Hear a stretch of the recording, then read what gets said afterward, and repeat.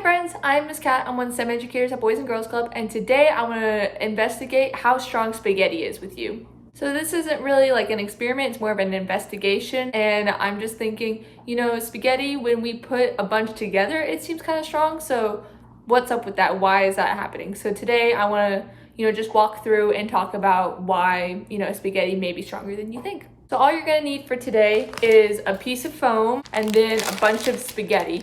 So as long as you have a noodle type straight pasta and then foam, you should be good to go. And you can get any other household objects so you can test how strong your spaghetti is. So when I hold my spaghetti like this, it's pretty strong. If I hit it against, the table, it doesn't like break like it, you would think it would. But if I grabbed one piece, it's pretty flimsy. Oop, see, it broke just like that. And if I hit it against the table, it could easily just snap. And so with your foam, what I want you to do is I just want you to put one piece of spaghetti or angel hair in the middle. And then I want to see how much weight you could see.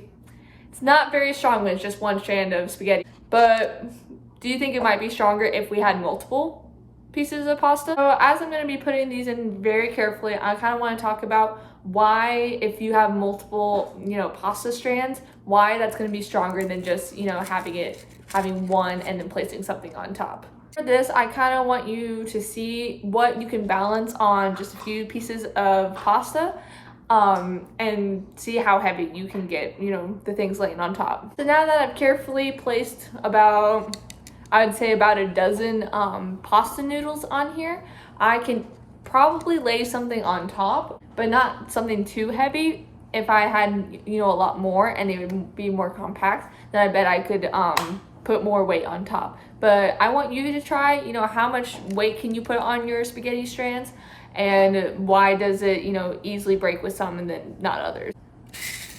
So this experiment is also a really good example of pressure, and pressure is just how weight is distributed among a certain area.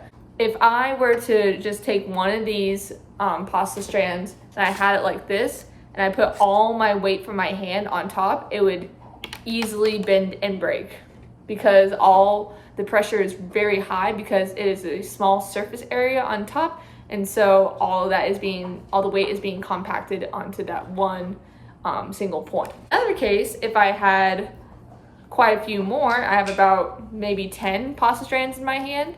If I had more, there is more area. So there's going to be less pressure being put on the spaghetti strand. So I'm putting about the same amount of force. Can you move? The same amount of force on the pasta strands, and you can see it's not bending near as much as the other. So now I have even more pasta strands, and the more pasta noodles that you have together, the less pressure that is going to be put on each of them because there's more surface area for the weight to go on.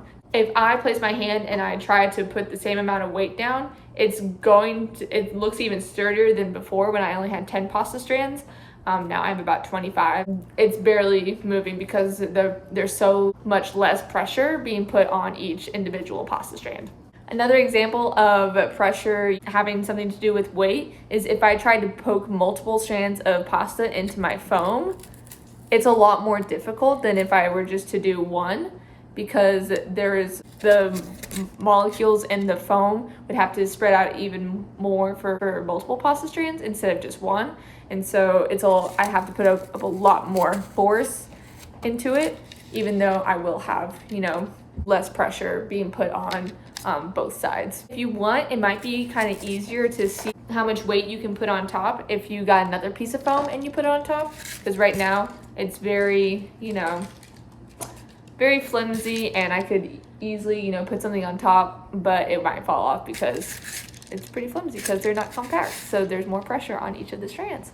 But yeah, so this is more of an investigation. Like I said, I want to see how much weight you can put on your spaghetti strands without it breaking. So, this is just showing you why pressure changes the more compact or the more surface area you have. So yeah, I hope you enjoy this you know, investigation, and now you might even have an art piece at the end, so you enjoy.